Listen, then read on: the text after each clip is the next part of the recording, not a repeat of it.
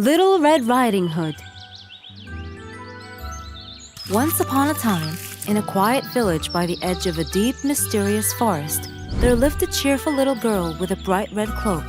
It was a gift from her grandmother, made with such love and care that the girl wore it every day. The cloak's brilliant red hood made her easy to spot, so much that everyone fondly called her Little Red Riding Hood. One sunny morning, Little Red's mother filled a basket with freshly baked bread, warm soup, and sweet treats. "Your grandmother is feeling ill," her mother said gently, pressing the basket into her hands with a smile. "Take this to her. It will lift her spirits. But remember," her mother added, her voice growing firm, "stay on the path and don't talk to strangers." Little Red Riding Hood nodded with excitement, promising to be careful. With the warm sun above and the enchanting forest path ahead, she skipped off on her journey, blissfully unaware of the unexpected adventure waiting in the woods. Along the way, she saw beautiful wild flowers and thought, "Grandma would love these." She stepped off the path to pick some, forgetting her mother's advice. Just then, a big bad wolf appeared. "Good day, little girl. Where are you going?" he asked in a deep, smooth voice. Little Red Riding Hood, not realizing the wolf's trickery, replied, forgetting again her mother's advice, "I'm going to my grandmother's house to bring her food. She's not feeling well." The wolf's eyes gleamed with hunger, but he smiled sweetly. "How kind of you! And where does your grandmother live exactly?" "In the little yellow house at the end of the forest." The wolf grinned and quickly came up with a plan. "Why not pick more flowers? Grandma will be so pleased. Then you can take the shortcut around the trees and reach her faster." Thrilled, Little Red Riding Hood kept gathering flowers while the wolf hurried ahead to the grandmother's house. The wolf arrived, knocked on the door, and pretending to be Little Red, said, "It's me, Grandma. I've brought you food and flowers." Grandmother, weak from her illness, called out, "Come in, dear. I left the door unlocked for you." The wolf burst into the house, grabbed the grandmother, hit her, and quickly put on her nightgown and cap. He jumped into bed, waiting for Little Red Riding Hood to arrive. A short while later, Little Red Riding Hood knocked on the door. "Grandma, it's me." "Come in, my dear," the wolf replied in a raspy voice. Little Red entered, but something felt odd. At first, she thought it was just because her grandmother was sick, but then she looked a bit closer and noticed. "Grandma, what big ears you have!"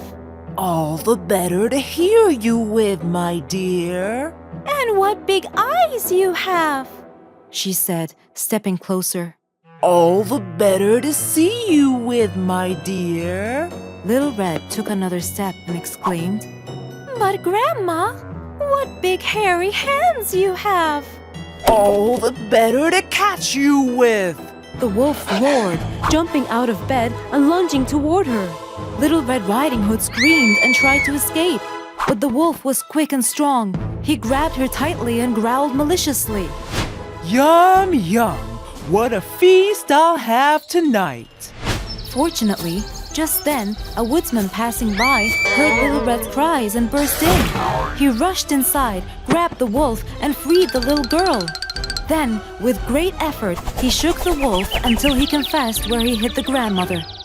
The wolf, terrified, bolted out the door and ran off into the forest, never to be seen again.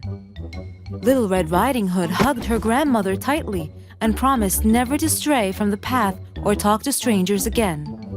From that day on, Little Red Riding Hood lived happily and carefully, always remembering the lesson learned. The Old Man and His Grandson. Once upon a time, in a small village, lived a single father named Jack, affectionately known as Jack the Jolly, due to his perpetual cheerfulness. Jack adored his son, Hansel, and ensured he had a happy, love-filled childhood, never letting him feel the absence of a mother. He cooked, played games, and comforted the little boy when he felt sorrow, making sure Hansel always felt cherished and secure. Hansel grew up to be known as Hansel the Handsome. His charming looks and kind nature earned him this nickname. He cared for Jack, remembering his sacrifices and love.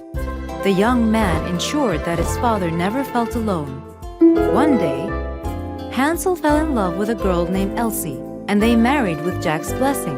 However, it wasn't long before Elsie showed her true colors, pulling Hansel away from his father. Hansel, where are you going? To check on my father. And what about me? Of course, sweetheart. I'll stay with you. Under Elsie's influence, Hansel neglected Jack, who grew lonely. However, when Elsie gave birth to their son, Harry, Jack found joy in his grandson. But Elsie, jealous of their bond, wanted Jack out of the house. Why don't you send him away to an old age home? But this is his house. Also, we need someone to take care of Harry. You're right, but I'm telling you, this can't go on forever. I want him out of this house soon. 8 years later, Jack's health declined significantly. One day, during dinner, his trembling hands spilled broth on an expensive tablecloth, making Elsie furious. In response, Elsie demanded that Jack eat behind the stove, and when he dropped his bowl and broke it, he was given a wooden bowl to eat from. Harry, Jack's only comfort, often sat with him to keep him company and bring a smile to his sad face. Weeks passed, and one day, Hansel and Elsie saw Harry collecting wood and playing with it. Look how innocently our son plays. What are you doing, Harry? Building a home for us? No, I'm making wooden bowls for you. Wooden bowls? But son, we don't need wooden bowls. Not now, but when you're old like Grandpa. I don't want you to be breaking earthenware. That's why I'm making them now. Hansel and Elsie were struck by their son's words, realizing the cruelty they had inflicted on Jack.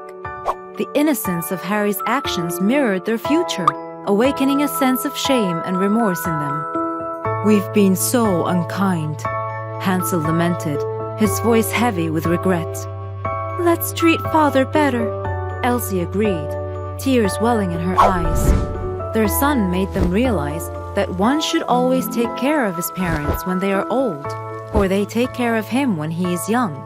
From that day forward, they took good care of Jack, ensuring he ate with them and was surrounded by love and respect.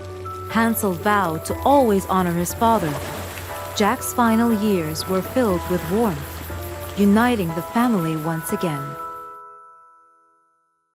Goldilocks and the Three Bears.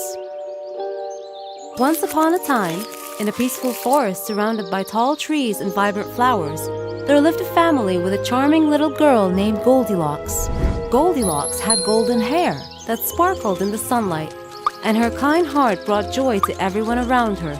But there was one thing about her.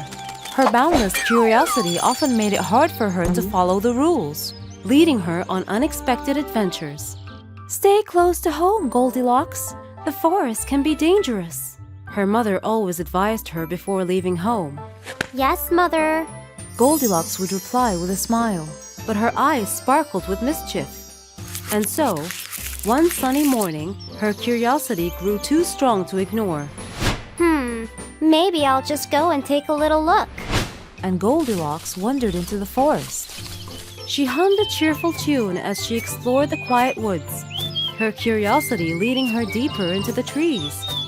The trees grew taller and taller, the air cooler, and soon Goldilocks found herself in front of a small, cozy cottage with flowers blooming around it. The door was slightly open, and Goldilocks couldn't resist peeking inside. What could be in there? She thought to herself. Without a second thought, she stepped in, her eyes wide with wonder as she looked around the cozy room. Hello? Is anyone here? No one answered. Inside, the cottage felt warm and inviting. On the table were 3 bowls of porridge. The porridge smelled so delicious. Goldilocks was very hungry from all the walking in the forest. Her tummy was rumbling. Maybe just a little taste won't hurt. Goldilocks tried the first bowl. Ow! Too hot! She fanned her burning tongue to cool it down. Next, she tasted the second bowl. Ugh, too cold! Finally, she tried the smallest bowl. This one's just right. She ate every last bite. Yummy, yum, yum. Feeling full, Goldilocks noticed 3 chairs by the fireplace. She sat in the largest one. Too hard. She wriggled uncomfortably. The chair was so hard it felt like it was made of bricks. Then she tried the middle chair. Too soft. She sank deep into the cushions. Finally, she sat in the smallest chair. Just right. But before she could enjoy it, the chair broke beneath her. Oh no! She got up and brushed herself off. Feeling tired from her adventure, she wandered into the bedroom and saw 3 beds. She climbed onto the biggest one. Too hard. Next, she tried the middle bed. Too soft. Finally, she laid down on the smallest bed. Just right. In no time, she was fast asleep. While Goldilocks slept, the family of 3 bears who lived in the cottage came home. Papa Bear, Mama Bear, and Baby Bear stepped inside, noticing something was wrong. Someone's been eating my porridge. Someone's been eating my porridge too. And someone ate all of mine. The bears moved to the living room. Someone's been sitting in my chair. Someone's been sitting in mine too. And someone broke mine. Finally, the bears entered the bedroom. Someone's been lying in my bed. Someone's been lying in mine too. Baby Bear gasped in shock, then said, And someone's still in mine. Baby Bear pointed at Goldilocks. Goldilocks woke up, startled to see 3 bears staring at her. Who are you? Papa Bear screamed angrily. I'm sorry. Terrified, Goldilocks leaped out of bed fast, dashed down the stairs, through the door, and into the forest, not stopping until she was safely home. Her mother was outside the house waiting for her, and she looked very anxious. Goldilocks, I was so worried about you. Goldilocks hugged her mother tight. Mommy, from now on I will always listen to you and never touch things that don't belong to me. I'm sorry I went out into the forest without your permission. That day, Goldilocks learned that even though sometimes curiosity is good, respecting others and listening to your elders is even more important. Goldilocks' adventure reminded her that good manners can keep you out of big trouble.